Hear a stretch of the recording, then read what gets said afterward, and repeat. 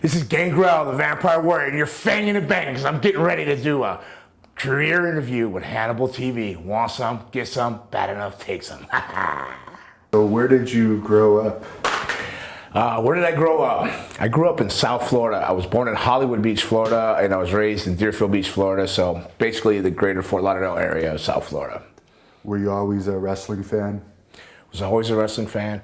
You know, when people ask me, I used to say no, but as my memory comes back, the less I drink and the less I party now. Some memories come back, some things I don't remember. Now, I suppose I was. It was my grandfather that made me a wrestling fan. I'd spend my summers in Georgia, in South Georgia, and he would every afternoon watch wrestling at 12 noon on a Saturday. He'd take his shoes off, my grandma would cook him up a big steak, and he'd put wrestling on, and that was like one of my favorite things to do with my grandfather. So I think it started there. So. Yeah. So you would have been exposed to the Florida territory as well as the Atlanta territory? Yeah, Florida and Mid-South and Memphis wrestling with him, yeah. And which would have been your favorite? Florida by far, Florida Championship Wrestling. Did you like Dusty Rhodes? My mom liked Dusty Rhodes. My mom was embarrassingly like Dusty Rhodes too much. She'd want to get, she'd go throwing elbows in the parking lot after wrestling, you know. Dusty Rhodes, I like Dusty. I was more of a, I guess Barry Windham when he first came on. I was more like the Barry Windham kind of guy. I liked Barry Windham. And did you often go to the matches in those days? No, we really couldn't afford to go. So it was a very, very rare treat if I went to a match. I think my mom took me to one wrestling match. But my grandfather's brother, my great uncle, when I would spend time in Tennessee, he would take me to some what they would call outlaws back then, which would be indies now. Took me to a couple of shows, and that was pretty cool. What was the popularity of wrestling like in those days? Because Florida, I hear, it was really popular. Like every week they would run Tampa, for instance. Oh yeah, well Florida had their regional territory, so yeah, they had TVs. Every was it Tuesday or Wednesday? They would do TVs, and then they had their loop. They'd run Miami, and then sometimes Lauderdale, Fort Pierce, then up towards Jacksonville, and around, and then small little towns in between. So it was very popular. You know, every Saturday morning you didn't want to miss your Florida Championship Wrestling. And were you always interested in vampires and stuff that's kind of gothic, or is that something that came later in life? Well, I blame the French for that. That'd be Luna. She was like, no, I liked vampires and stuff when I met Luna. I met Luna at a very young. I started wrestling when I was 17, right? So I met Luna when I was 18, and I liked horror, and stuff like that. But then she introduced me to the movie The Lost Boys. She goes, hey, you gotta check this out. Watch this movie, and we watched the movie together. And then that's what spawned the character. I was watching. I go, oh, it'd be cool if you could be a vampire wrestler. She goes, you should do that. And I'm like, no, you can't do that to wrestlers. She goes, wrestling's ruining it anyways. There's tits and ass and all this stuff going on, right? So she convinced me to keep doing it and work towards it. So. Yeah, Luna, I always was a horror, but she drifted me towards focusing on the vampire things, and yeah. So. And I guess you ended up being trained by Boris Malenko to get into wrestling. Yep, Boris Malenko and Rusty Brooks, a fellow named Rusty Brooks. They were partners. They were partners in school in South Florida. So Boris would be there. I'm gonna take these off. I feel like I'm being rude there. Then you see my guy liner. But yeah, so Boris Malenko and Rusty Brooks had a school together in South Florida, so I would train with them during the weekdays, and then on the weekends, Boris Malenko would go up to Tampa, and then I'd drive up there and train with him on the weekends up there, and then with Gotch on Sunday, with Gotch's son-in-law for the original UWF for the Japanese boys on Sundays, and then come back home and start my training over on a Monday with Rusty and Boris. So you learned some shoot style stuff as well? Well, I tried. I learned how to get put to sleep with crooked head scissors, and eventually I learned you could tap out. Didn't know you could do that for the first few months there. Do you think in those days you may have gone into MMA if that existed? Maybe I would have. Younger years, I probably, if it was what it is now and I was young, I could rewind time, I would choose that over this, because back then I used to like to mix it up more. It was, I like the physicality of things. I broke my neck playing Pop Warner football, so I couldn't do sports anymore. I ended up, it's a long story, but my parents wouldn't let me do sports or anything like that. I moved out of home when I was 13, and I lived on my own at 15 and had a kid. And so I was desperate for sports, and then I found wrestling. And hell, I'm gonna tell you the truth. I went down there. I thought it was real. I was going down there. I marched down there. Malenko was giving me a tour. It was a racquetball court. He goes, we got this guy. This guy. It's like apples and oranges. He was always with his quotes, and I was sizing everybody up. I seen a guy with a black eye. I go, I'm gonna take that. I can take that guy. I'm walking around. I size the whole room. I go, where do I put my money down? So like honestly. I was 3 weeks into training, and Rusty came to me. Rusty goes, hey, can I ask you something? And I go, yeah. He goes, you think this is real? I go, what?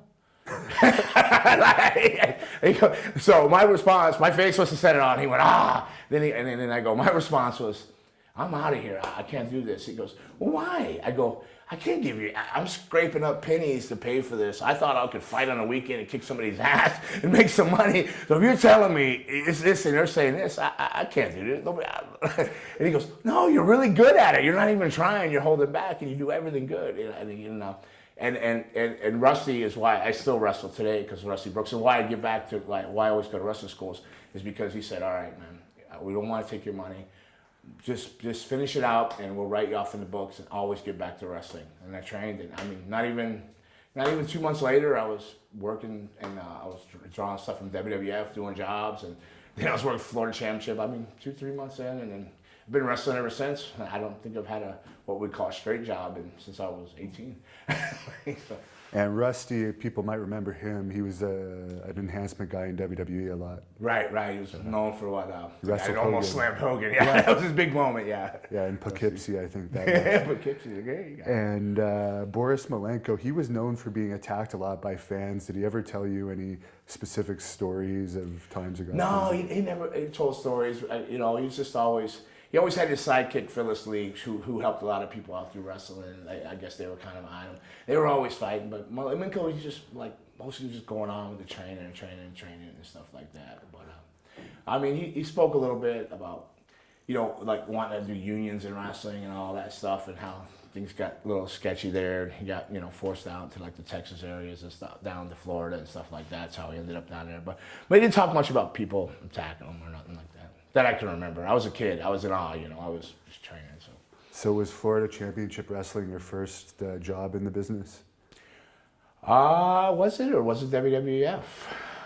No, Global Wrestling Alliance. Global Wrestling. Dr. Red Roberts would be my first TV job, if you mean that way. It was my first TV would be Global Wrestling Alliance, and then from there was WWF, and then Florida Championship.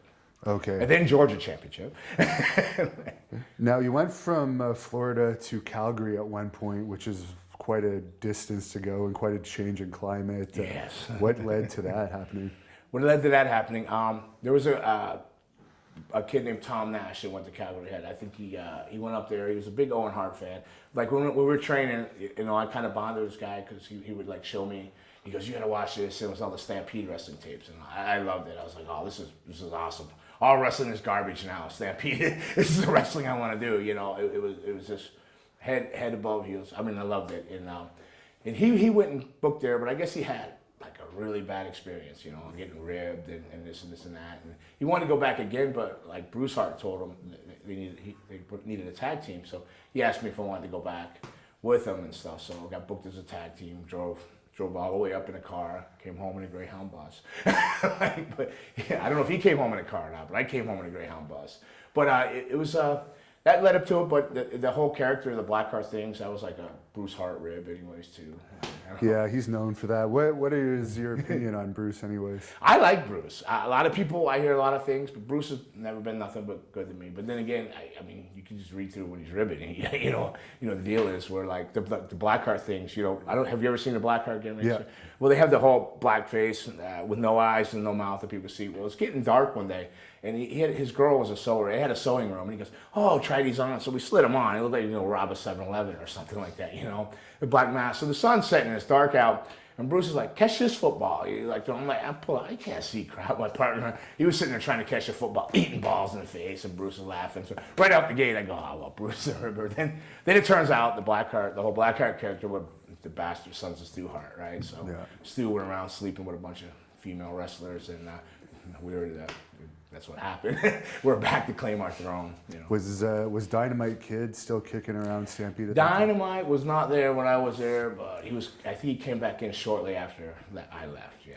But Davey Boy was there. Davey Boy, yeah. Yeah. How did you get along with him? Oh, Davey Boy, great. But my first day I ever met him, I'm sitting in the pavilion, minding my own business, scared to death. You know, these guys all look like killers to me. You know, like, I'm putting my boots on, and there was a guy called BG Holiday.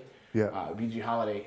Davey Boy comes in, and literally, he was sitting next to me, Holiday, grabs him by his ears, and it just starts pounding his head on his wall. Now, I'm not, with his English accent, I couldn't quite make out half the things you heard. I heard something about my town, this, that. And then when he let him go, it's just like a big blood stain on the back of the wall. He slumped over. I was like, holy shit, I just kept lacing the other boot, you know, like it never happened. You know, that was the first time I ever met Davey, my impression of Davey Boy, but he's always been like awesome to me, cool. I miss him so much. Was Brian Pillman working there? No, Brian was already gone. Okay. I guess Owen would have been there. Owen just came back in. There, it was on his way back in. I guess he was leaving maybe WWF at the time. I think he was just coming back, yeah. And what about Chris Benoit? Benoit wasn't there. I didn't become friends with Benoit until like WCW. Oh, I see. Yeah.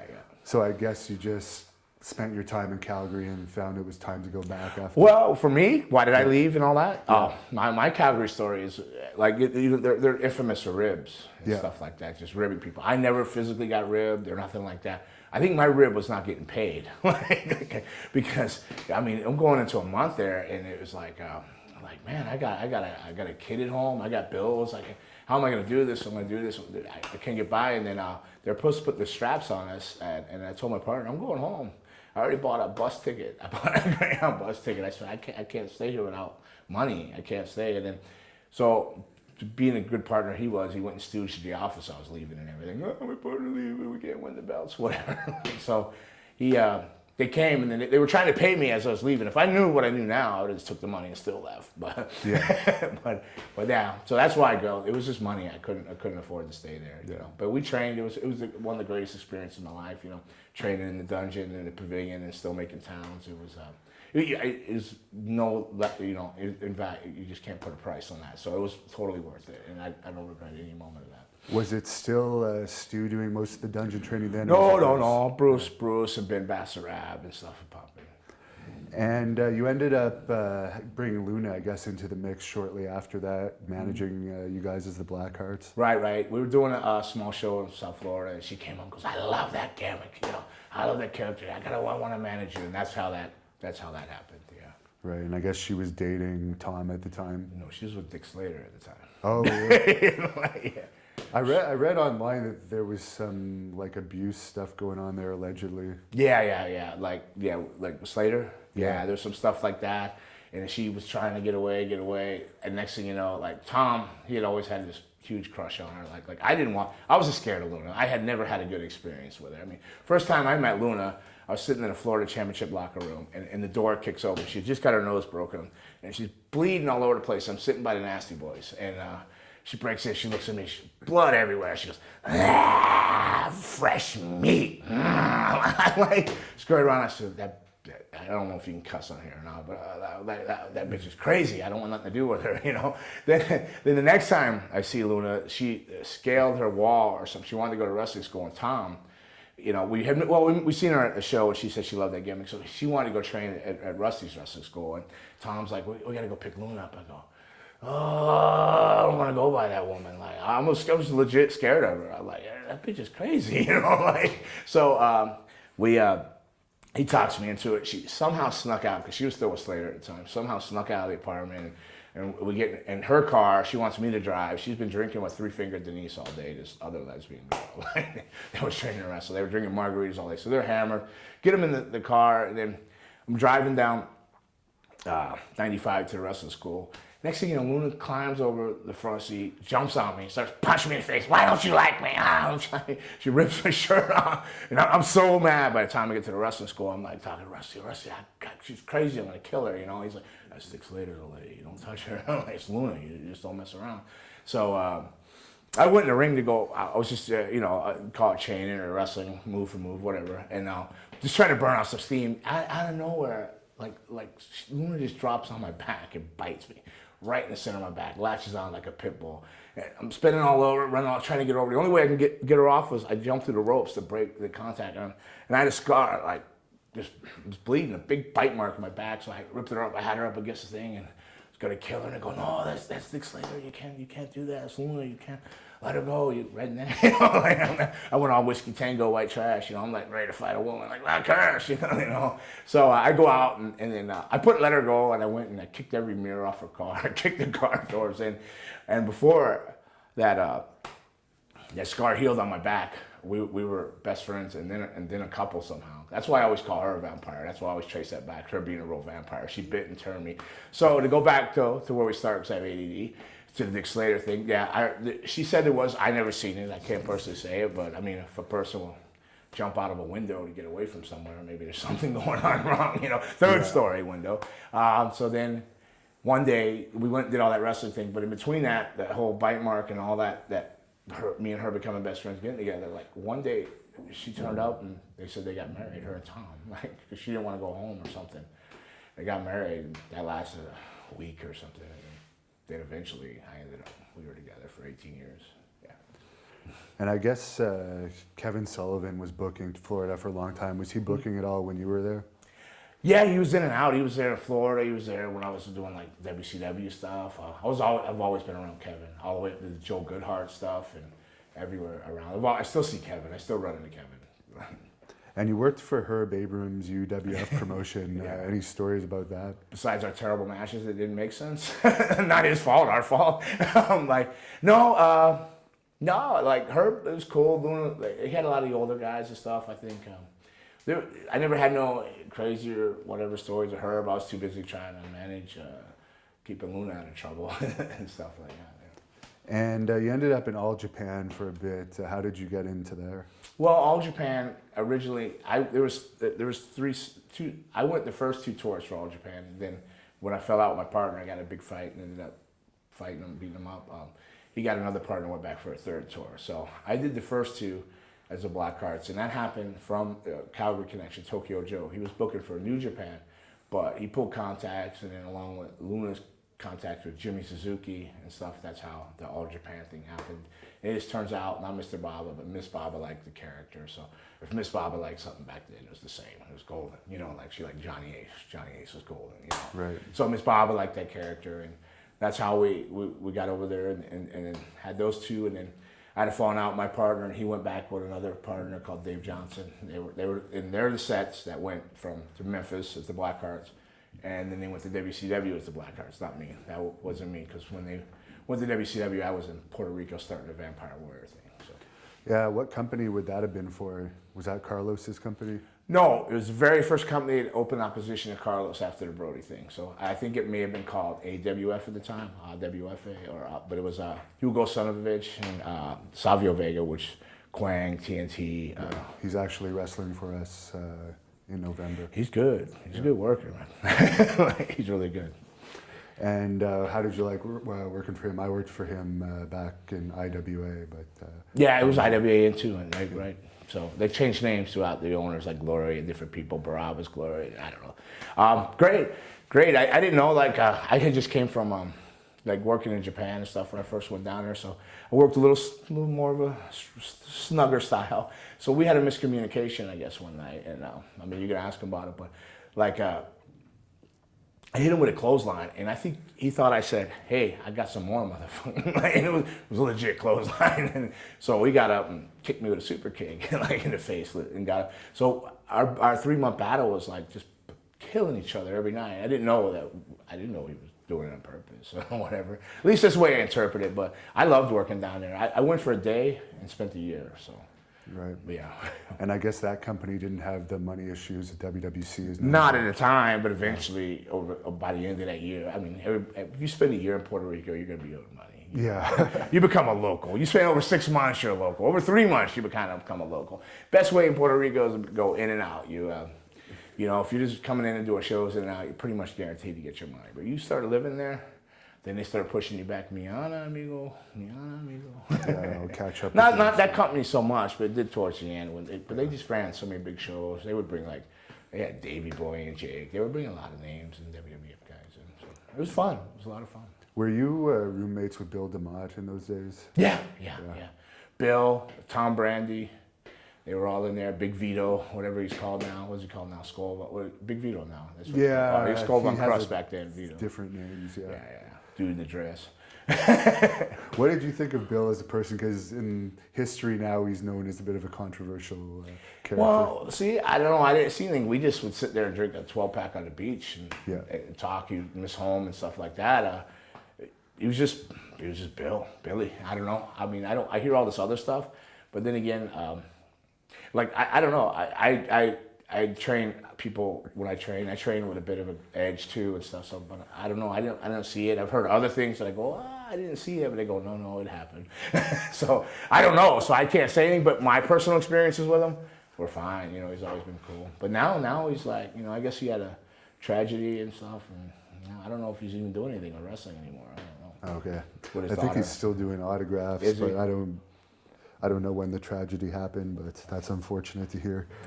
Yeah. So were you with Luna when she was signed to WWE? Yes. One at a time, multiple. Yeah, the first time, I guess. Yeah. Was that tough at all, like having a girlfriend that's in WWE? Yeah. Sure, because it was my tapes that I was sending from Puerto Rico. She got hired on. Oh, really? Yeah. She was valeting. She came down to Puerto Rico. I was sending all the stuff in, and they called her off for that. Well, but she has a Vachon name, right? She has a family name and all that. But they'd seen her on that, and they brought her in. So yeah, that's hard. You're like, you know, you get the boo-boo face, you're pouting, you know, and you want to be there. And then they're always on the road. It's just the road life, you know, the ifs and what's going on. None of that's easy, you know, but it is what it is. And speaking of the Vachons, did you have much contact with her uncle, Mad Dog Vachon? No, not Mad Dog so much. Like, when he found out me and Luna were going to get married, he told me he would rip my head off, basically, and crap down my throat or something if I heard it or something. I said, it's the other way around. But not much. Her dad, though, I would talk to her dad. I haven't talked to him in a while. I feel guilty. I need to reach out and make a call. I talked to mutual friends of his that let me know how he's doing a lot. Yeah, he lives in New York or something now. Is he back in New York? Because he was in Vermont before. Oh, okay. Yeah, I know he's been in Vermont, but he might move again. He's always traveling. He's like, he's still running the roads when he can, when he's not. Yeah, he travels for the winters or something, last I heard. Yeah, he's gypsy. So, did you ever actually have much one-on-one contact with Maurice Vachon? No, not the Mad Dog. Just the hello here and there. Not too much at all. No. He's, I guess she inherited a lot of his personality. She was trying to live up to him all the time. Her aunt Vivian Vachon, which was you know, the queen of wrestling. I don't know if you ever seen that. The movie. Yeah. And she really admired her aunt and loved her aunt, but she loved how her uncle was respected. I think that era, that toughness, like Luna had a really soft voice, but she ripped her vocal cords, permanently damaged them. Tried to talk like that Mad Dog all the time, you know, like she really went above and beyond her way to try to be like her uncle, which, you know, she would get, you know, fighting, protecting wrestling. I mean, we'd be in the Denny's and somebody go, well, that wrestling's, boom, across the table, she's running trying to pull somebody's eye out, you know, because her uncle pulled an eye out of somebody, you know. So she would like, she was always like fighting in the name of wrestling, but it was also, I think she was trying to live in that shadow for Uncle Mad Dog, you know. Yeah, because for people that don't know, in the old days when there was no cell phones and it was a lot less common to get sued by people, he would actually like rip someone's eye out with his thumb if they called wrestling. Wow, yeah, and squish it on the floor. You couldn't get away with the that. stories. I mean, you hear stories about him trying to take the plane door off and thing. You know, all the other wrestlers, they were just like. I remember the only time that they said, "Hey, Matt," they came up to me and they were running around. We were at TV in like Omaha or somewhere, and they were like, Mad Dog wants to see you. And they were all like super nervous. Everybody was on edge around Mad Dog. They showed respect, but at the same time, I think they didn't know quite what Mad Dog would do. You know what I mean? So I go in there, and then that's basically what he says. If you hurt my niece, I'll rip your head off. And I'm like, yes, sir. Yeah. So I didn't have that. That's about the longest conversation I had with him. Like, his point was made, and I was like, cool. Yeah. And I guess you had a ton of WWE enhancement matches under a mask. Yeah, with Black and without. Phantom. Yeah, okay. Black Phantom. Were those just tryouts type situations, or? Well, not the Black Phantom thing was never a tryout thing. It's just I had fangs permanent. They were like, I think they liked me doing enhancement matches there, but they didn't want the fangs or something like that. So they found it okay. And the Black Phantom thing ultimately was I was just being a jerk trying to kill the whole Blackheart thing off, right? Doing a Black Phantom thing, but people turned out liking the Black Phantom. But eventually, a lot of the matches you saw the Black Phantom, they flew me to all the TVs. So what I was doing is giving people tryouts and tape changes. Like I would sit there, like I'd sit there and wait for a tape change, and they would have me work somebody if time came in, if there's time. So I was doing a lot of tryout matches for people. They weren't my tryouts. But they had they were clear until I lost some weight, got some abs and all that. They weren't giving me a contract, but they used me all the time. Speaking of which, is it frustrating to you? Because I've heard numerous times now, reading about you and stuff, that you had issues with your weight in WWE, and then you see that in later years they make a guy like Kevin Owens the champion with a big beer belly. Does that bother you at all? No. I love characters and all that, but no, it doesn't bother me. But what does bother me is when people go, "Oh, we heard you gotta go because your weight." Well, they never told me I gotta go because my weight. I was like 245. They just never used me. They hired me back and left me home. They hired me back twice and left me home. So when I would read that and stuff, or somebody would tell me that, I go, "Well, where'd you hear that?" They never told me. Before I got hired, they said, "Hey, you lose weight, get shape," and I did. And then they put a shirt on me. They said, I trimmed down and actually had abs, and then they said, "We want you to wear a shirt." And you also worked for USWA. Yes. Was Lawler and Jerry Jarrett involved in it at that time? Yeah. The first time I went in, Lawler still had the book on it. Lawler, okay. The first time I was there, he saw me actually my first tryout match. They gave me a tryout match as a vampire, WWE or F at the time, WWF. And Lawler, nobody talked to you. You just go there, you did it, man. But Lawler came up and said, "Hey, you want to go to Memphis?" So he had me come into Memphis for a day, and then he said, "You want to work down here?" So that's how I went to Memphis. Lawler had the book, and then I left, and then when I came back to Memphis the second time, Jerry Jarrett had the book. Now, we've talked to a lot of people. Some people have very positive things to say about Jerry Jarrett. Other people hated him. He didn't do nothing to me besides I just noticed the difference in pay. Yeah. Like I didn't think I was making enough to survive in Memphis with Lawler. Everybody goes, "Oh, you don't know, you're getting good money." And then when I went back for Jerry Jarrett, then it was like, "Oh, I can't buy soup." Were you there for that? Dutch Mantell's told a story where Jerry Jarrett gave a speech to everyone if they want to go to WWE. They have to get off steroids, and Dutch Mantell supposedly yelled, "You're not paying us enough to afford steroids." But that would sound right. That would sound about right. No, I wasn't there for that. No. Was Jeff Jarrett around in those days? Yeah, I worked with Jeff. Jeff was he wasn't in WWF at the time, but they were looking at him. So I remember like Vince would come down, and they'd come down to certain big shows, like in Mid-South Coliseum or something. And shortly after, Jeff went up for them, and then Brian went, and then they started using people, and it came like a little bit of a developmental. Did you ever have a chance to party with Jeff? Because we hear he's quite a party animal. Yeah, I don't know. He is smoking mirrors. And I guess you worked for ECW for a period and feuded with Dreamer. I had one match with Dreamer. Oh, it was one match only? One match, and and everybody go, "Oh, this great feud you had." I go, "It was one match." Literally one match. Okay. It's the only time I've ever wrestled Dreamers, one match. Oh, interesting. It was a good match. I mean, it was the first time I worked, but yeah, it was the only time. How did you find ECW? I guess that would have been around its peak. It peaked, but see, I went there with a chip on my shoulder because of Luna. Luna was there and all that. We were going through we're breaking up, we're off and on, a lot of drugs involved, a lot of fueled up stuff, and they had ordered money, and she goes, "You can't go anywhere than that, the whole locker room will beat you up." So I went in the locker room and told everybody to fuck off, basically. Because I didn't care. Yeah. I mean, beat me up, what are you gonna do? This and that, and then, so I was buried from day one there. They didn't really, what happened to is, I think it was all a test. You know how wrestling can be a test? I could be wrong, I could be paranoid or whatever. I was working all the time with WWF. They're flying me as the Black Phantom to do shows as the Black Phantom doing on TV. So they came to me and said, "Well," I just started doing the ECW stuff. And the office came to me and said, the WWF office, "No, you got to fly in on, we need you to come in on Fridays now, or some ridiculous time early where I couldn't do those shows. And then I said, well, I'm booked. I'm starting to do the CCW stuff, you know, but they want you to come in real early for TVs. And they go, well, you got to make a choice. So I made the choice. And when I went there, I was just getting buried. And it turns out they started working together like a month or two later. So I think maybe they were just, I don't know. Yeah. I get paranoid sometimes. Punishing you almost. Well, I for just doing think it was a test or something. They knew anyways, but they wanted to see what I would do. And I just buried myself. Why did Luna get released the first time from WWE? Was that just they were eliminating their women's division? No, which first time? There's so many times. There's been Well, three or I four. guess after her initial run. I know one, she was in rehab. Like, Yeah. so one, drugs.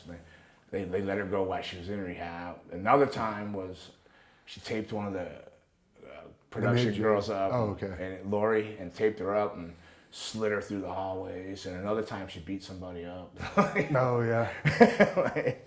What was the whole heat about with her and Sable? I guess you would have been in WWE at that time when she had that backstage. Yeah. They just Which didn't backstage incident? well, the one I was involved in?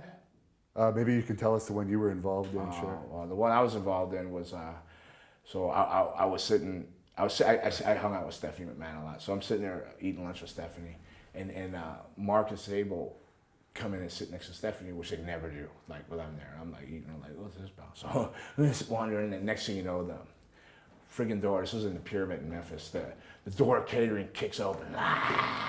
Luna comes in, she goes, Sable, I would never hurt you, but Mark Merrill, I'll bite a chunk out of your face before you knock me out, you son of a bitch. You stay out of her matches. So I guess he was always just trying to like change her match around. And she was like, not gonna hurt Sable, do this and this and that. So like Luna lunged at him, and then like Shane drug Luna out, and Vince and Godfather and all them sitting over there. Everybody's sitting right there, and I'm like, like, I go to eat again. I look at Steph. I go to eat. Like this didn't happen, right? You just, you didn't know sell it, and like you should get clout. Your wife's getting dragged out. You're just like, okay. And then Mark said something like, "See what? I have to put up with that cunt." Blah blah blah blah blah. And I'm So I put my fork down and I go, listen, I don't care what you guys' problems are with each other. I don't care. I got to hear it. I don't want to hear it from her. But I'm going to tell you this. You're not going to talk about her like that while I'm eating dinner right in front of me. And then he cut a promo on me saying I had no respect for him. He was trained by Malenko or something. I go, I didn't even know you were trained by Malenko. It tells you how much I know about you, and I don't care. Then I got kind of hot. So you can put a dress on, have your wife beat you every day of the week if you want. It's not my fucking problem. Leave me the fuck out of it. And then he said he was going to whip my ass, and so I don't think so. And then I got hot, and I got up and flipped the table over in catering with Stephanie, Vince, everybody there. I told him to get up, and he wouldn't fight. He just kept putting his hands on there. I said, come on, get up, I'll beat your golden glove. Like, well, I ain't fighting you. So I went to go hit him, and Draws grabbed me, Darren, and he drugged me out, so now I'm great, I'm in trouble now. So, so I don't see Luna or Sable and all them. I'm out wandering, and Stephanie comes up and goes, my dad wants to see you in the office. They're all waiting on you in there, right? So I go in, and it's Mark and Sable over there. Luna's sitting here. The only spot left is Vince's desk. So like, he's not in there yet. I figured I'm fired. So I sit down, put my feet up, like, chill. And Vince comes in, he goes, And I start laughing. He goes, he almost cracked a smile, but he didn't. He just gave me that look, that weird look. He goes, why do you find this so funny? And I go, they got me. He goes, what do you mean? I go, they drugged me into this bullshit. I could give a less about all this. They got me. And he goes, yes, they did. And if you hit them, you're fired. Now get out of here. I mean, he kept them in there forever. I think they all got fined and in trouble. But he just laughed, because I just laughed. I thought I was gone for sure. I mean, I flipped the table up in catering. And I think that's probably the incident you're talking about. There could have been a couple, though. She always had some kind of incident.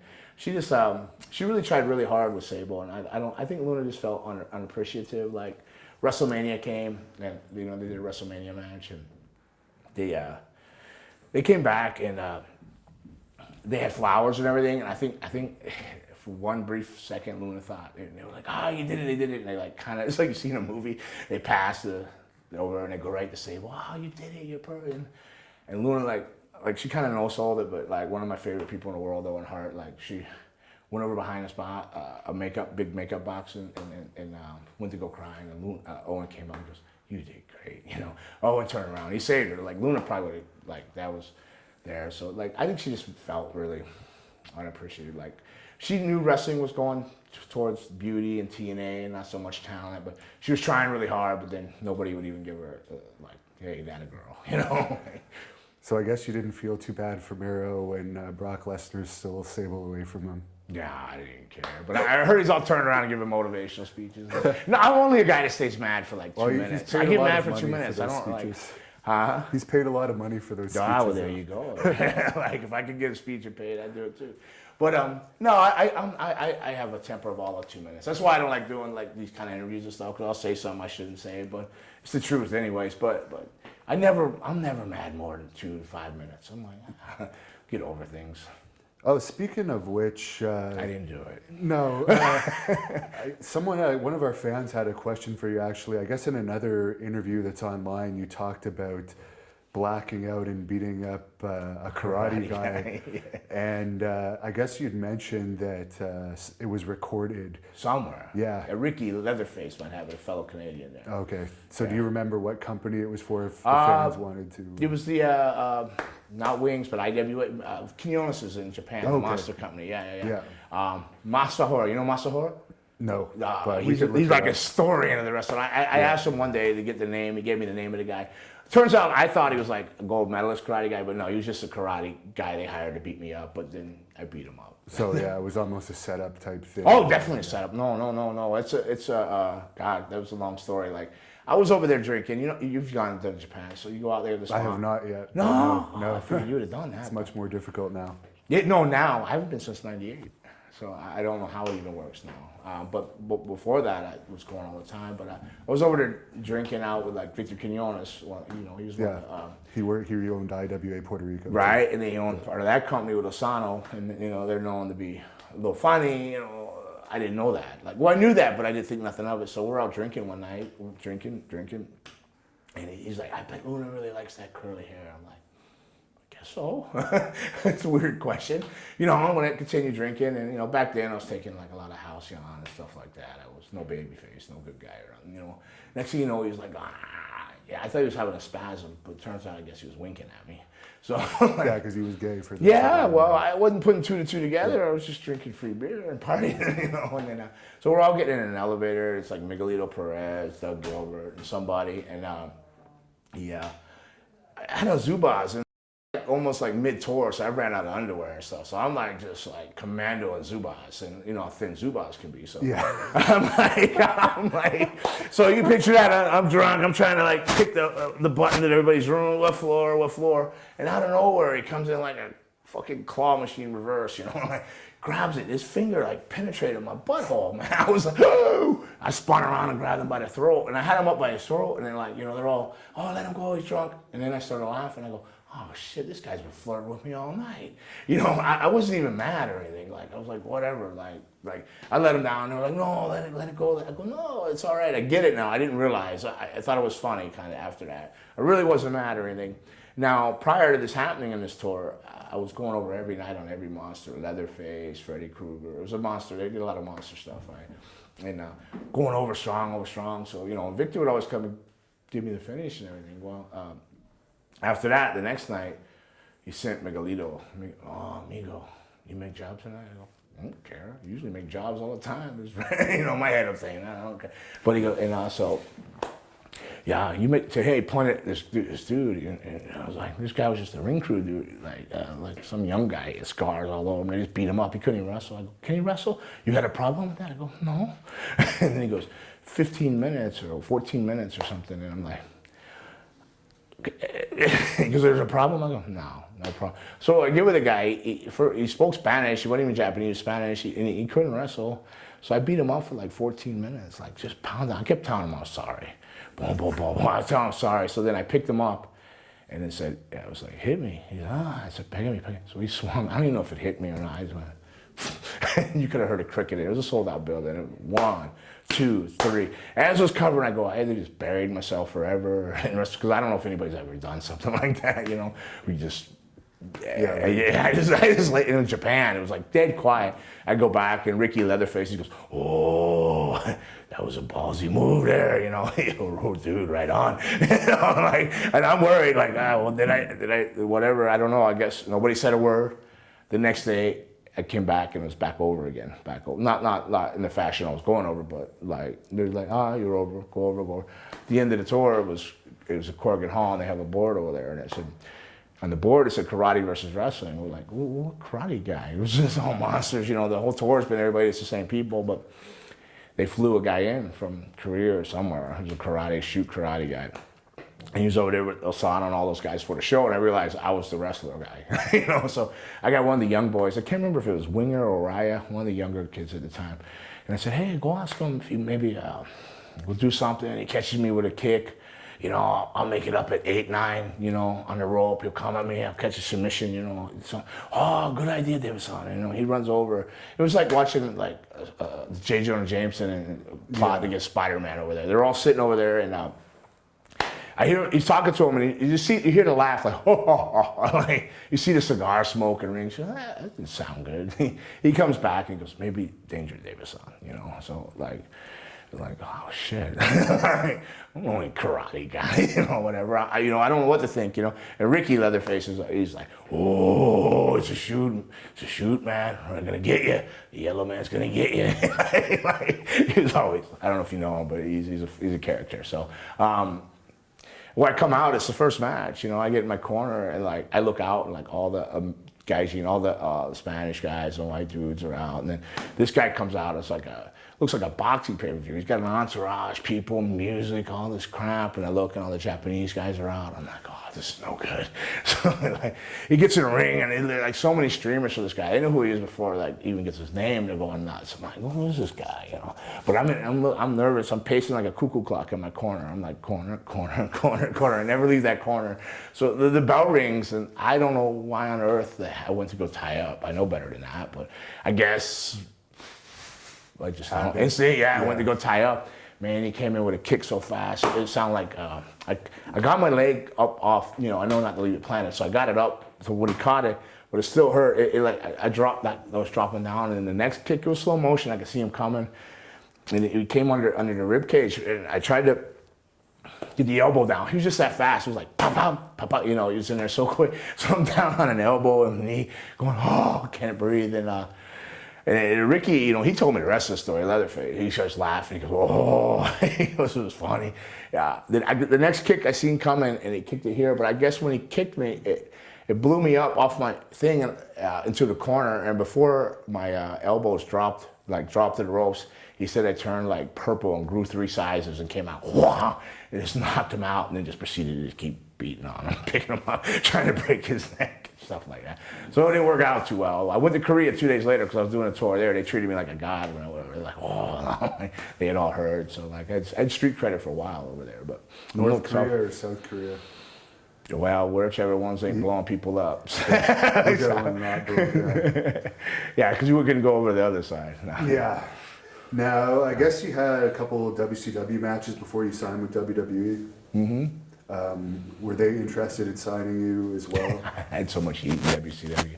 I worked I did a lot of Georgia Championship right through up with WCW. On my way to Memphis, I went to an open tryout for WCW. I was dropping somebody off because I was going up to Memphis, and Blackjack was there. And he goes, "Do you want to try out or anything?" I go, I'm booked in Memphis. He goes, what does it matter? Go get somebody. Go grab somebody out of the crowd. Go ahead. So I did, and I worked, and everybody, I guess, they could bring whoever they wanted to work with. So I had just grabbed the random guy. So when I did the match, I tried to do too much stuff. I came up with this fancy baseball slide. I wanted to do something, but I ended up crotching myself in ropes. Embarrassing, right? So I rolled out, and I just jumped on the guy, and I boom, boom, boom, came in and just finished the match with intensity on through. And then when I was leaving, I was embarrassed. I thought, I ain't gonna hear from him. Blackjack pulled me aside. He goes, "Hey, do you want to come to the power plant?" I said, "Well, I'm already booked in Memphis." He goes, "Well, what we want to see is what people did when they mess up. We knew everybody was gonna come with their choreographed match. We told them to bring whoever they wanted to work. They all picked their matches, but we're trying to see what happens when it falls apart." He goes, we want you to come." He goes, I said, "Well, I'm already booked there." And he said, "Well, you can come. When you're done there, come." And to his word, I called him when I was done. I didn't even go home. So when Memphis was done, I came down, I went to Georgia, and then I was in the power plant 3 weeks, but my knees were already killing me by this time. I don't know how many years I worked by then, 8, 9 or something like that. squat and all this, and you know, just these guys are like, I don't know. They were back then. They were just all monsters. They couldn't even. They tied up and about knocked you out. I mean, you get clubbered and tie up. Like, geez, you know, I don't mind being slung, but they were just like falling all over you. It was really bad. And then one night they asked me to come to the Omni, and they had me sign to a contract for a year. We want you to come in, but didn't read it or anything. They were like, hey, just sign this. We want you to sign for a year. Blah blah blah blah blah. Just don't quit the next day. Like, okay, I won't. I made a mistake asking. This goes to the weight thing again here. So I made a mistake and said, why was I in there with these guys? Why did I have to go through all this? Oh, you were fat. Well, I had already lost like 30 pounds, like starving in Memphis, you know. And he goes, you're still kind of fat, but we make sure you got all your ducks in a row. I literally went back. Luna was in the hotel, and she goes, I said, we're going home. She goes, oh, what happened? I go, oh, I got a job. She goes, then why are we going home? I said, they call me fat. She goes, oh, okay. She knew. That was the only button she could push on me to get me upset, is attack the weight thing. You know, that's probably why I say it bothers me so much people say that, because they never said that to me, you know, when they let me go or anything. But yeah, so I actually I left the very next day and went home. Didn't come back. And then I went back to, you know, try to get back in there later on, and it was just like, no. Then they just let me do jobs and stuff, and then stuff like that. But yeah. And other than Goldberg, no one ever really became a star from the power plant, did they?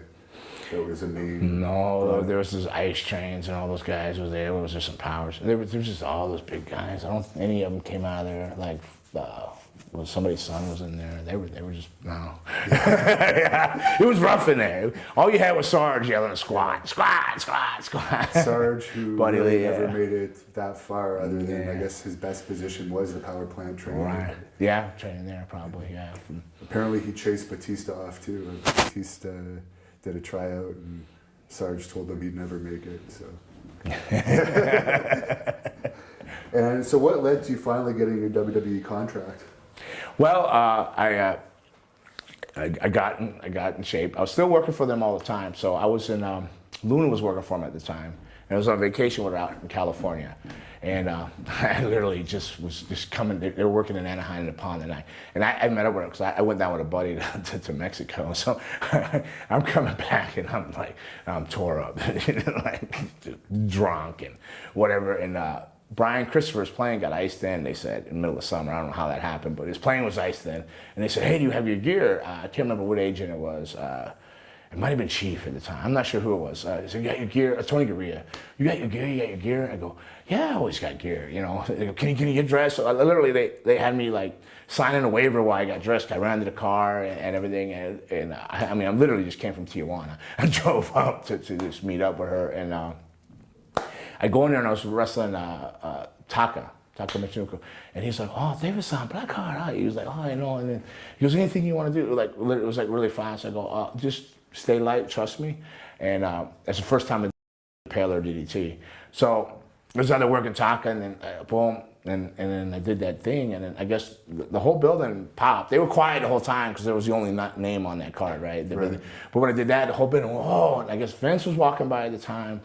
And he said, who was that? And they go, oh, it was Dave. And he goes, oh, send them to the dojo or whatever it was called. Like, so when I came back, you know, like when I got home off that trip, there was a call saying, did you want to go to the dojo? But at the same time, I just had gotten booked for All Japan. So back for All Japan, and I wanted to go redeem myself. I got in shape and everything. So I did the dojo and all that.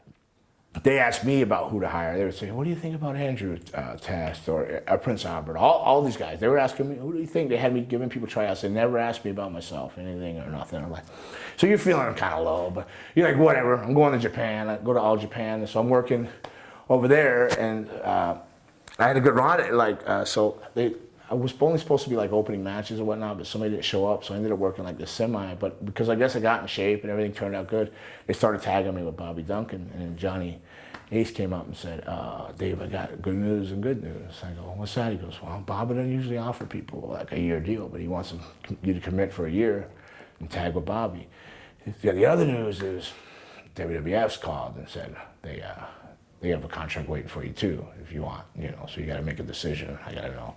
But I didn't know Johnny was getting ready to go to WWF. I didn't know, well, how does he know all this? You know, this was Steve Williams' last tour and everything. So, like, I didn't answer WWF right away, but I told Bob and them that I had another contract, which I don't regret, because this character's carried me so long, and I'm wrestling, I don't know, what, 15, 16, 18 years later off TV. You know, I'm still blessed with it. You know, probably wouldn't be doing that if I went the Japan route, but I really love Japan. So that's how I ended up in WWF, though. So Luna kept saying, oh, sign here, we could be together, sign here. Because I really wanted to do Japan. I really love Japan. You didn't have to say sorry but once, unless you meant it. You know, I'm sorry. Drink beer and work hard, right? It was awesome. But. And who came up with the Gangrel name?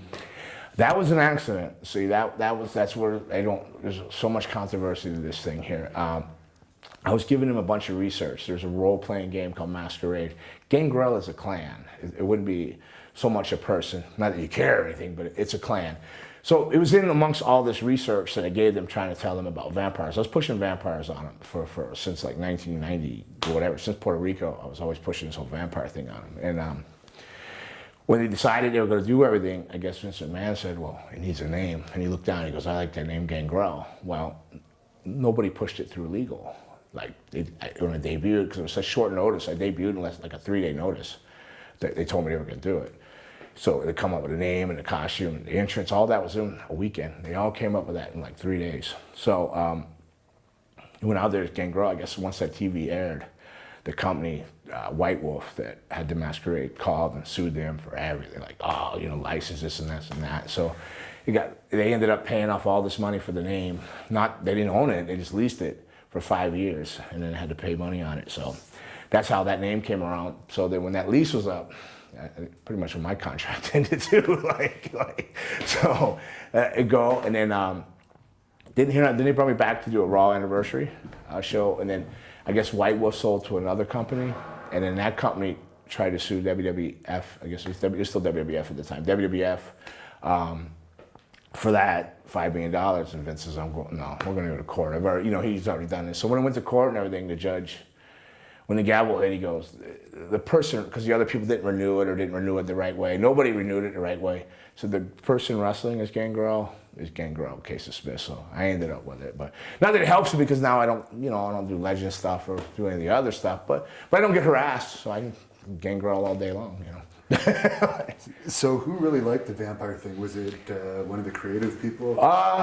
Vince Russo did. But it was Bruce Pritchard that had to keep selling on it. Vince Russo pushed it through. He was the final one to get it pushed through. But Bruce Pritchard, I would give him all that research, and then somewhere along the line, he finally goes, I get it, because I was never like, you don't have to win.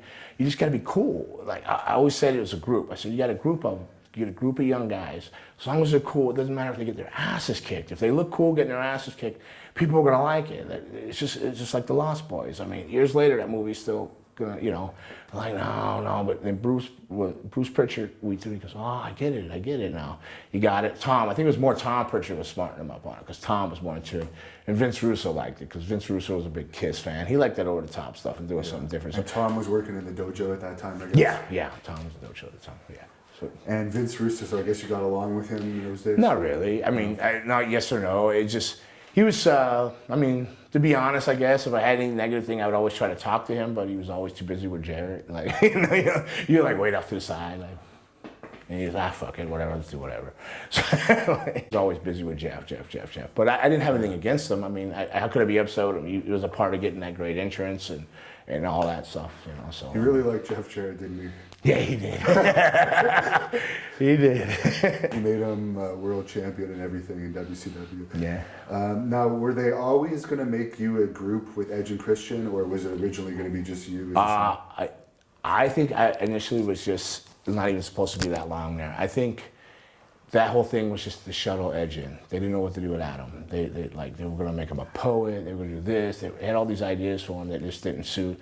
They didn't know how to bring him in, how to make him fit, or what, this and this and that. And then they thought, well, okay, we have this mysterious feud with this guy, go whatever. And then it turned into a group. I don't think it was ever going to be a group. They didn't know anything. They couldn't even tell you why we were feuding. Nobody knows. Me and him still at. Why were we What were your first impressions of Edge and Christian? Good. I met Edge, Adam on. I worked him on a couple shows prior to that. Like when he heard that I was going to be working, like not under that thing, but just on shows. I met him. He was a great guy. He was always a great guy. Christian, he always picks on me because I call him the squeaky wheel. Like squeaky wheel gets the oil, he'll complain about everything. Like, why am I doing a job? Well, you're the smallest guy. Well, that don't make sense. You know, like, I love Christian for that. So I mean, they're both great guys. I never had any bad feelings about them at all. Were you surprised at all the success Edge ended up having? Not Edge. They told me that I was pulled to the side and told that Edge was the man. Like Christian, I was surprised it carried on as long as it did. Not because he's talented. I think he's underrated, but he could put great matches together and stuff like that. I think he's one of the best at putting a match together and everybody getting their stuff and it making sense. Really do. But the Edge, no, I knew. They told me, hey, make sure nothing. This guy's going. Right. They knew he was going. Bottom line, he was. Because there was from day one. He was a man, the man, going to be the man. Because there was always some confusion that you were initially going to be like the Edge of the group. No. I was strictly there to shuttle. I knew my role. Like, yeah. And they had you working with the Undertaker's Ministry of Darkness for a while. Was that cool working with him, or what was that like? Kiss of death kind of too at the same time, you know, because you can't be a faction when he has a faction. And then, you know, first you know, they said, oh, when they said you guys are going to be in the ministry, I said, oh, but our days are numbered, man. He goes, what do you mean? I go, this isn't good. And not good when they put a group within a group, you know, like, you figure it out. It's not like, we're not the acolytes, you know, or whatever. We're like, just don't really fit. It's not good. He goes, I go, you'll see. And then they used to have us all come out on the stage at the end of the show, the ministry at the end, and they'd still get, the ministry would getting booed, getting the heat they're supposed to get, but then the arena would slowly go, Brood, and then I looked at him, I said, this isn't good. He goes, no. I go, no, this is good. And next thing you know, they came and said, oh, we were to split you from the ministry. I said, we're done. He goes, what are you talking about? I said, we're done. And then they feuded us, and I said, well, I'm telling you, we're over as the Brood. He goes, no. Not even a month or two later, they're like, hey, Dave, you're the Brood. But I knew that I was only there to shuttle him. So that whole Brood thing was accidental fire, a wildfire. You know what I mean? It was a spark that should have never caught on and it just burnt rampant, you know. Then they had to get it under control. Because, you know, the Brood wasn't the thing they wanted, not at all. Vince and the vampire thing, Vince McMahon didn't want the vampire thing. I mean, people don't know this a lot or anything, but he came to me and told me that he would never use the vampire character, lose the weight, get rid of the fangs, because I had them in permanent, grow hair in because I had a skullet, like a mohawk, not quite a mohawk, kind of a mullet with a side shaved, a skullet, and now, yeah, I said, I wouldn't use that, you're not gonna use that character, but it was Vince Russo, when I say he pushed it through, I think he had creative control for like 30 days. It gave him like full creative control. Do you remember that at all, or something? This is the first I've heard of it, but it's possible. I think it was something where he got like full kind of say without any question on something, and he slid the vampire thing in, and I had heat from day one. Was it him that came up with bringing you guys up on the stage? Yeah. Because he was a big Gene Simmons fan, so that was like a Gene Simmons tribute. Like, so I was sprayed of blood. It was, you know, his solo with the blood coming out and all that. Everything was kind of Kiss orientated out of that. Yeah, he still talks about it all the time. Now, what was it like at that time in WWE? Because that was one of its all-time peaks when you were with the Brood, with Austin and The Rock becoming mega stars. Really. Nah, well, it was. I mean, I think it was cool, but I was just so wrapped up with Luna all the time. We were in our own world and stuff like that. She told me, she goes, you don't even realize that you're like a star or anything. You go, what are you talking about? You know, I never caught that it was so big until after. Like even so now, how I see the ripple effects of it, that I realize what it was then. Then it was just caught up into it. I was just like running roads, you know, rock star partying. You know, I didn't realize what it was or how long that would, you know, ever affect my life to carry on. You know. And you had a little feud with the Hardy Boys. What was that like working with them? It was good. That was fun. People always go, oh, which Brood did you like, the Brood or the new Brood? I go, the Brood against Matt and Jeff, because they were just great to work back then. Everybody was young. Christian, Edge, wasn't as young as them, but in the Hardys they were young. But they all had that fire, and I had a fire, so it was great. Because like every night they would come back. Even when I just started with Edge too, they'd come back off the house shows going, you guys got to stop it. You know, they slowly take your repertoire away. They take everything from you, but matches were just fun. It's always fun. You know, things just gel and it just feels good and it's fun. Did you ever see their TNA gimmick that they did before they got re-signed? Yeah. Because they were talking to me about like having me baptized, and if Smashing Pumpkins dude would have stayed in with the thing and everything, eventually we're gonna try to do the Broken Brood. Yeah.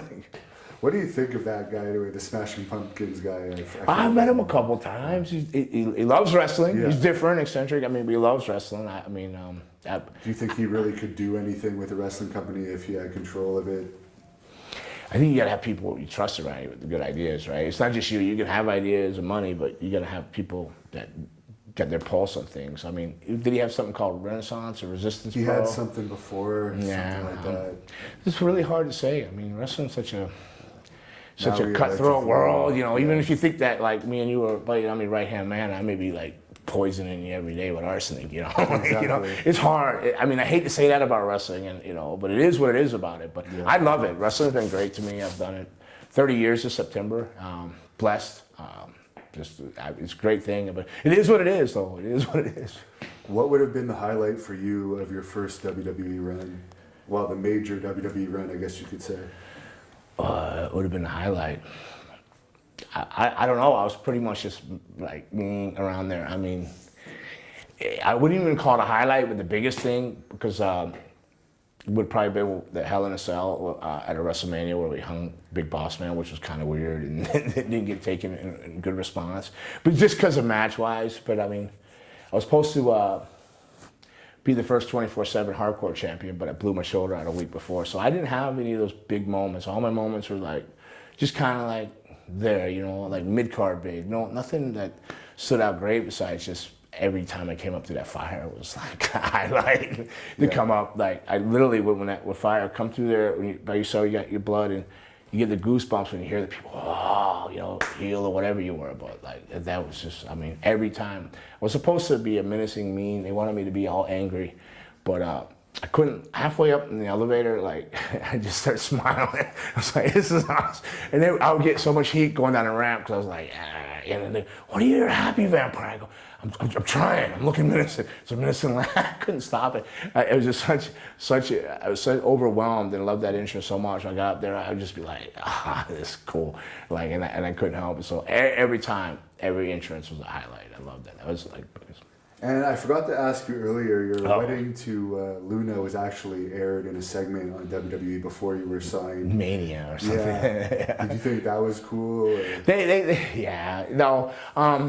They gave her crap about it. Well, if you told us we were getting married, we would have sent like a proper crew out and had the wedding done. But that was all BS. But I don't know. But it was cool though. They showed the little flyer and all that. They even did that because she was like, you know, they don't usually want, you know, like to tie you in with somebody outside of their company like that. If you wrestle, you should not exist at all. So that was cool. I guess it was them throwing a little bone, like, the hell with this guy.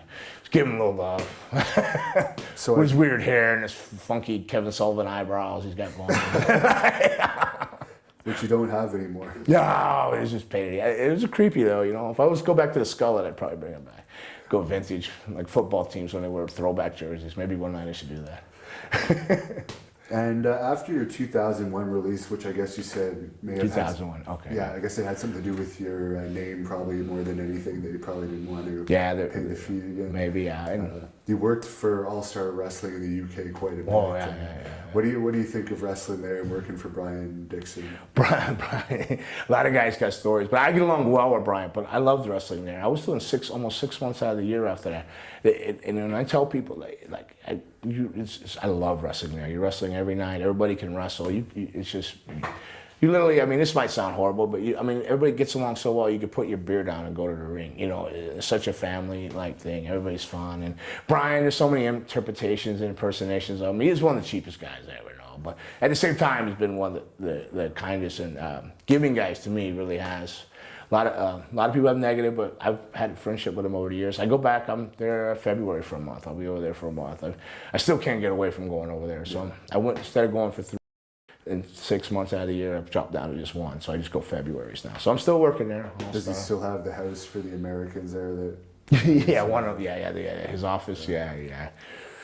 Then he keeps freezing cold and then he turns boiling. Well, he'll hot. come in and turn all the plugs on. Like, there's an outlet, and you can turn the power off to the outlet. Like, it'll make a difference, but he'll come in and, you gotta fucking turn it. He turns the plugs off, you know. He claims the internet's wasted energy, you know, and all that, but he's a great guy. I think what made me snap there was when were you over there? Yeah, and I didn't enjoy it as much as you, but... Well, I'm a drinker and partier. I was out, I drank every day, so I was never sober there. But you made a rule about you can't close the curtains anymore because they were antique curtains, and it's like you're getting home at 6 in the morning for some shows and the lights shining in. And wow. No, I never heard that one. The one, you know, the most he sticks to now is he's very, very laid back now. Yeah. Like, just no, like, he tries no women over, you know. Like, that's just because Mitzi, his wife, would kill him, you know. Yeah. But I think he's very laid back now. He leaves the internet on all the time now.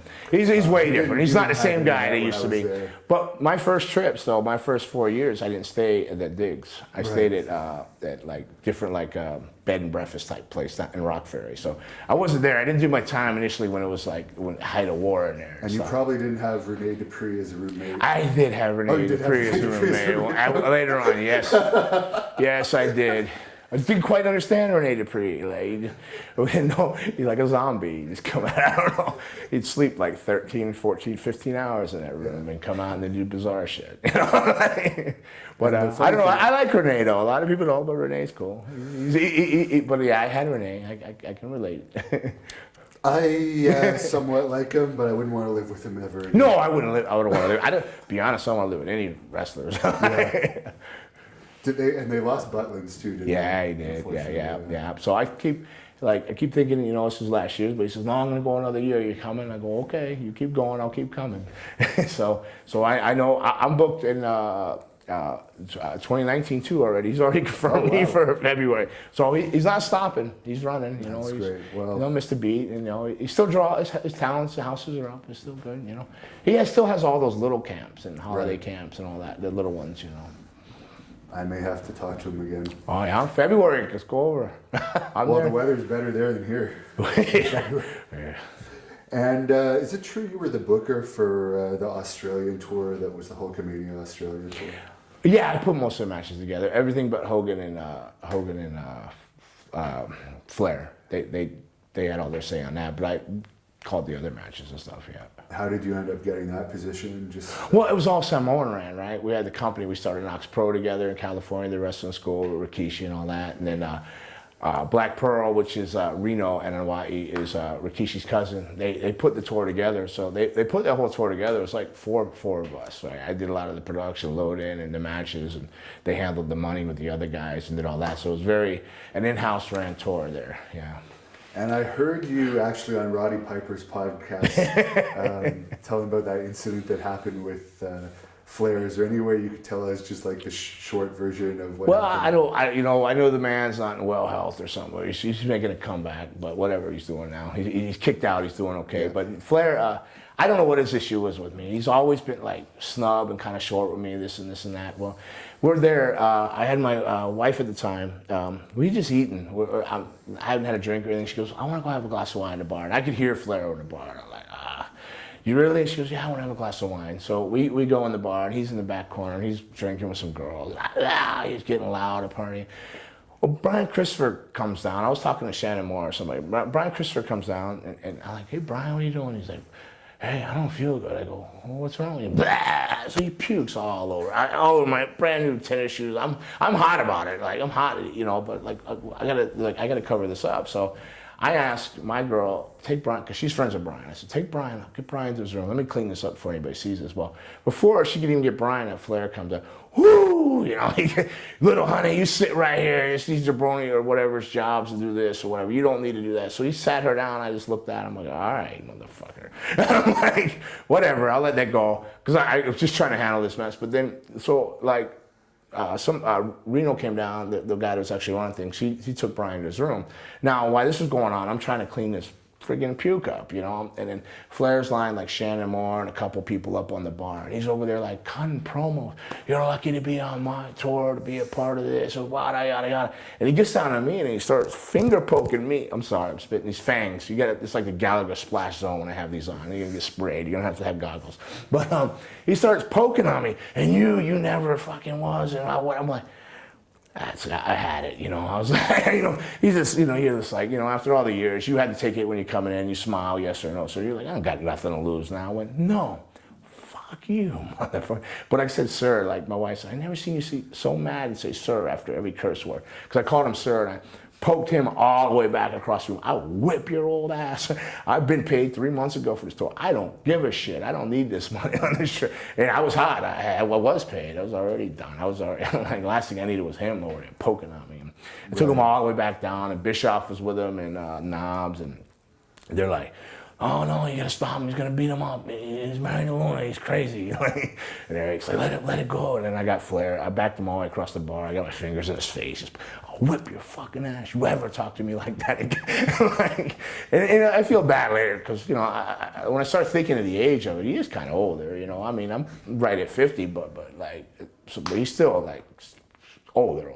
Yeah. But he started it, you know. I mean, it was just all those years, things built up, him just being nasty, like turning his shoulder on me. I've seen him in the Charlotte airport, and he literally like, I'll turn his back on me. I go, what have I ever done to this guy? I have no idea, you know, what I've ever done. Who knows why people don't like you in this world? Like I never really had any interaction with him or anything. I don't know if it was something with Luna. I don't know, but yeah, that was. I didn't hit him or anything. Hogan made him come apologize the next day. He goes, I didn't know that was your Wyatt. That ain't Wyatt. Back across the room is when he started finger poking me. But yeah, that's a Flair thing, though. But supposedly he's not going to be allowed to drink anymore because of his health issue. Do you think it's going to be possible for him to stop after so many years? Well, I didn't think Brian Knobs could, but he did. So.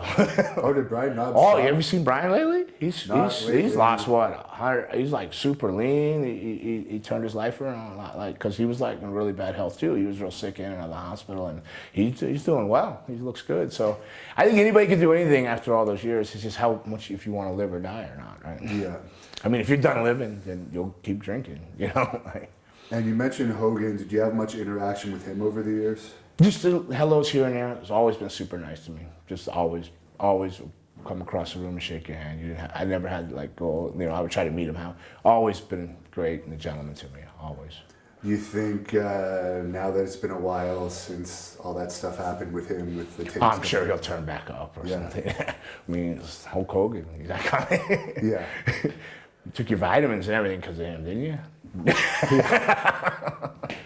And I guess you showed up at the 2015 WWE Hall of Fame to support Rikishi. Yeah.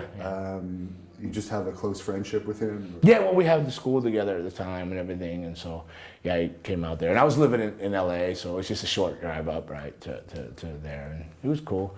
It was good. It was good to see a lot of the old guys, but that was it, yeah. And something I found very interesting about you is, I guess, according to the internet, in 2007, you signed a deal to direct 12 porn movies. I did, but I pulled out after one. No, I did, but like Luna called me up. Me and Luna had just split up, and she goes, "What are you doing? Whatever it is, don't do it." And I should have listened to her. I should always listen to her. As crazy as she was always basically right in the long run. She's seen it all, you know. Like, she goes, just don't do this, don't do this. I got involved because I thought, like, you know, I wasn't mad at wrestling, but I thought, like, I gotta do something outside of wrestling. But I wasn't thinking it all through, so I did it. Man, my work, like just dropped. It didn't help it at all. Like, I went to a spiral. I was working like 2 shows a month. I was like, man, this is brutal. But I pulled out, and I'm still partners with this guy in other business deals. That guy that talked me into it. I'm still like friends with that guy and everything. Yeah. But it was just a bad deal, and like I said, like I can't have nothing to do with this. And what was it that made him think that you'd be a good pornography director? Nah, he's just marketing, you know, playing off a name, something doing, Gangrel, why you're still he's just a marketing guy. So in his eyes, he he was trying to cash in on something. He thought it could help both of us, but I said, look, it backfired on me bad. So like I did a lot of shows with churches and schools, and I go, when we Google your name, the first thing that would come up is your porn director.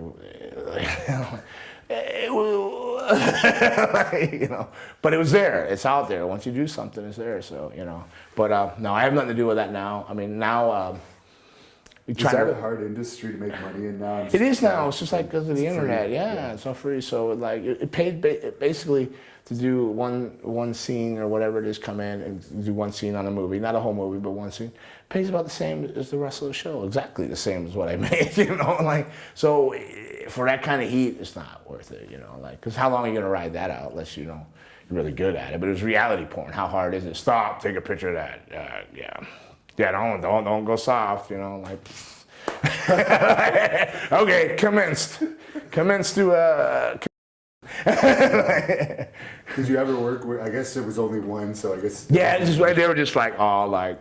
People new and up and coming, you know. Yeah. You never met anyone really famous? No, for like Ron Jeremy and Evan Stone. No, I know a lot of people, Nikki Hunter and all them still talk to them. So when I was living in LA, would go out and hang out, porn star karaoke night, friends with them. I just couldn't be personally involved in it. They're like great people. Yeah.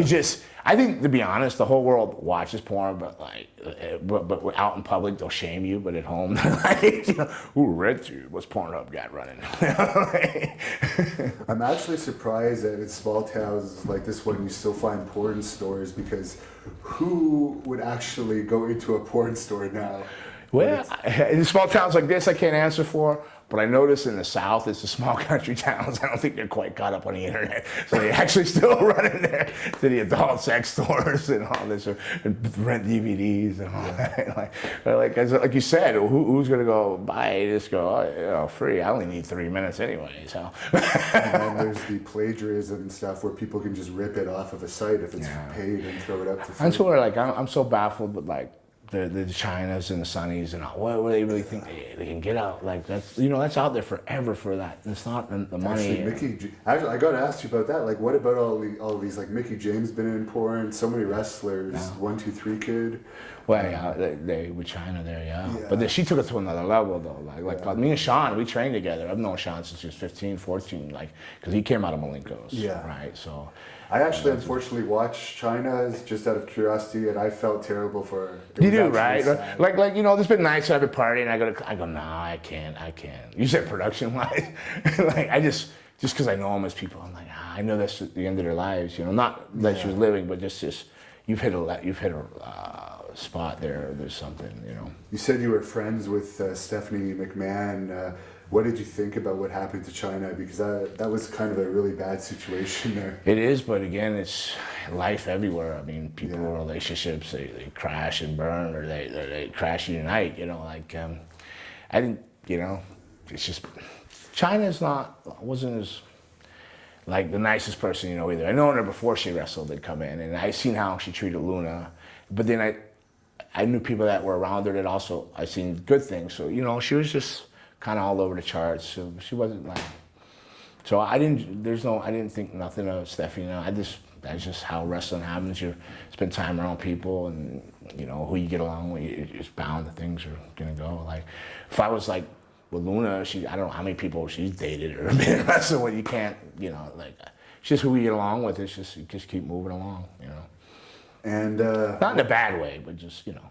Yeah, what led to your divorce from Luna? Just we're partying. We couldn't. Yeah, I was gonna kill her. Yeah, or she was gonna kill me. It was just. I mean, the people you hear about the stuff. Like I could tell you what we were doing, and you wouldn't even believe it. You'd be like, oh, that can't be possible. I go every night for a long time.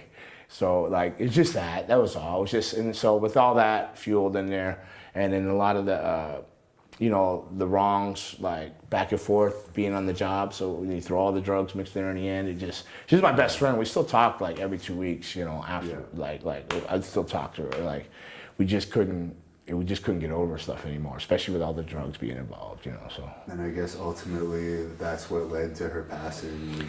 Yeah, I guess. Well, I mean, when I read what she had in her, that was nothing. I guess her body, though, when she went to rehab, shocked it, and then when shocked it again when she started back or whatever. It was sad. Yeah. And you're remarried now, I guess. Well, I tried. Yeah, That's done too. It was a good run. 7 years, man. Don't knock it. 7's a good run. She's a great girl. That's on me, you know. To be honest, we should have never got married. I'm still in love with Luna. I've never felt for anybody the way I felt for Luna. I never could overlook anything anybody else could do that I did for Luna. Like, I still loved her. So I think ultimately this horrible thing, I got married. She was in a bad spot, this girl, and I was trying not to go back to Luna because I would have went back. And I think I just ran out and got married. We should never get married because I still talk to her like every other week too. We're still like really, really good friends. I just was a dickhead. I was like, right. Yeah, just angry, confused. You know, I was running from stuff. But life seems simpler now. I got it all turned around. I'm back home in South Florida, living in Hollywood Beach, getting ready to open school soon, and things are good. Working every weekend, doing what I love. Can't be happier. And for people who want to follow you, I know you're on Facebook. Is there any other social media? Yeah, what is it? Facebook is Gangrel David Heath. I think Twitter, I'm hardly ever on it, but I think it's Gangrel13. I think Instagram is Gangrel David Heath on Instagram, yeah. And just to briefly touch on this, several times you were hired and re-released by WWE. You spent times in different development systems. Were you disappointed that you were never given a second big run and you just had no runs? Well, no, yes and no. No, maybe there's a reason, you know. Maybe I wasn't mature. Maybe they knew what I thought I was hiding from them. Maybe they knew about all the drugs. Maybe, you know, I didn't think. Maybe I thought I was hiding stuff and they seen it the whole time. Who really knows? You know, a lot of people ask that, and sometimes I'll ask, am I lying to myself? Am I upset or mad? But I think as long as I'm wrestling every week still, it hasn't, I'm just like happy. I'm still doing what I love, you know. Could I go back there? I don't even know if I could handle being back there. It's changed so much. I'm not like so PC that I can handle things. So it could be just a blessing where I'm at, you know. And find the talent. Like I was in Deep South Wrestling for a while. I actually met you once or twice when you were down there, and I found that like since a lot of them hadn't been wrestling fans when they were signed, I just found that some of them didn't give you the respect that you so many younger guys. Yeah, and do you ever notice that with some of the young guys in development that are signed right away? Yeah, people that say they weren't wrestling fans at all. I mean, you can have. Sometimes I'll tell people, heart and passion will outweigh talent sometimes, and hard work, you know, hard work, talent, hard work, heart and passion will outweigh any talent sometimes, because you gotta love what you're doing. You gotta be a fan of it to like bond with this. If you don't have like that special bond wrestling, what are you even doing it for? People aren't gonna buy into it. It just doesn't even come across real. Then you get all this negative, you just feel it off them. Fans, it's hard to connect, you know. They might like you for a minute, but then they just, when they meet you or they run into you somewhere, they can tell that you have nothing.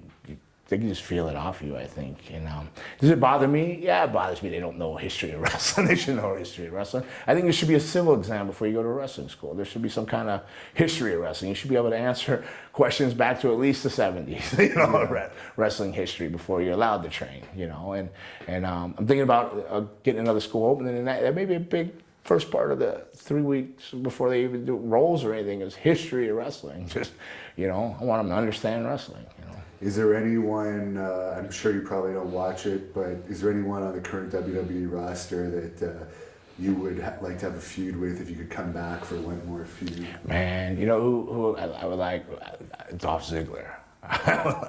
I like to work Ziggler. Rusev, because I trained him, so I trained Rusev, so I would like. Oh, really? Yeah, I trained him. Anyone else that fans would know? Bray Wyatt, I would like to wrestle Bray Wyatt. It would be cool. He said stuff like he was trying to get me in there, but I don't know if it's illegal stuff with the name and all that when he was first coming in. But it would have been cool to either work with him or feuded him and stuff like that. And what's the best advice you would give as a trainer to an upcoming professional wrestler that wants to make it in the business?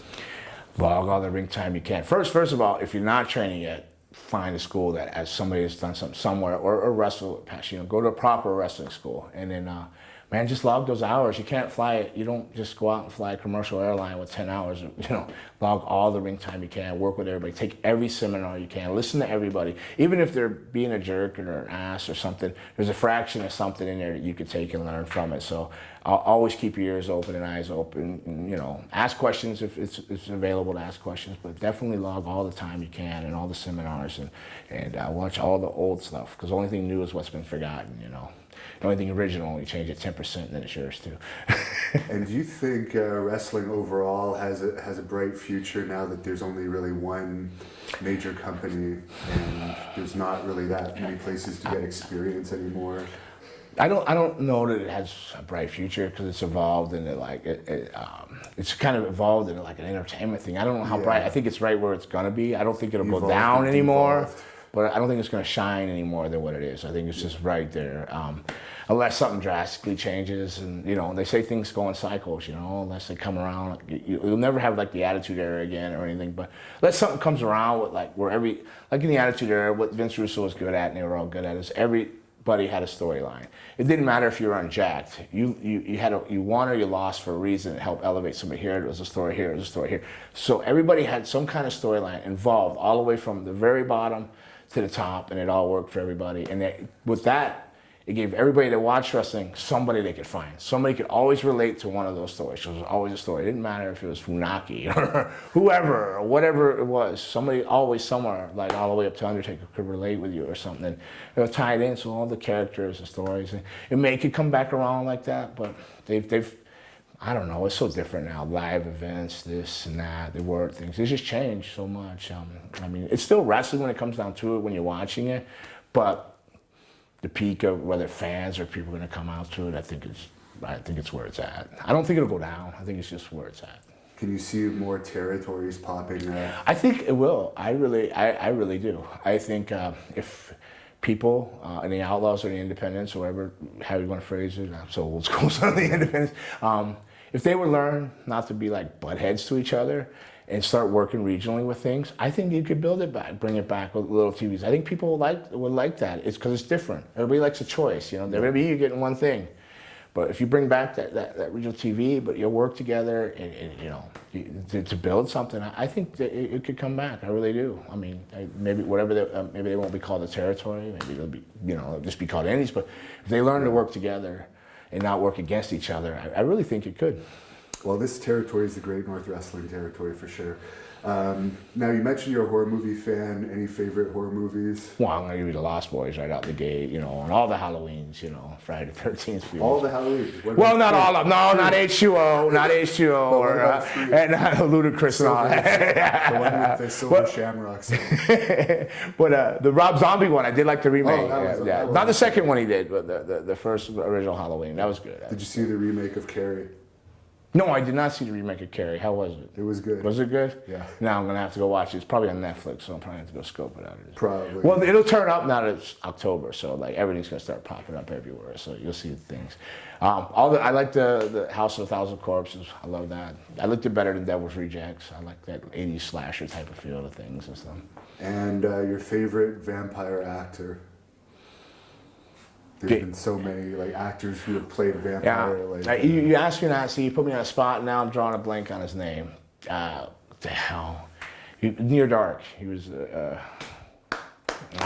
look it up and put it on the screen. Yeah. He actually, in my WWE bio, he was actually like in there. I don't. Why am I drawing a blank on his name? Oh my God, he was in so many movies. But he was like the old vampire in Near Dark. God, he's in everything. Oh. It's okay, you're nervous because you're wrestling me tonight. Well, because you start asking me questions, I gotta it's like. And finally, you want to just have any message for your fans that have watched this interview? Fans, if you are a fan, thank you. If you're any type of fan of wrestling, thank you very much. If you're a fan of me, personally, thank you very much, because I get to do what I do love to do for a living, and thank you. Keep fanging and banging. And thank you for doing this for us. And I'm going to see you in the ring tonight, where I'm not going to be so friendly. I expect not.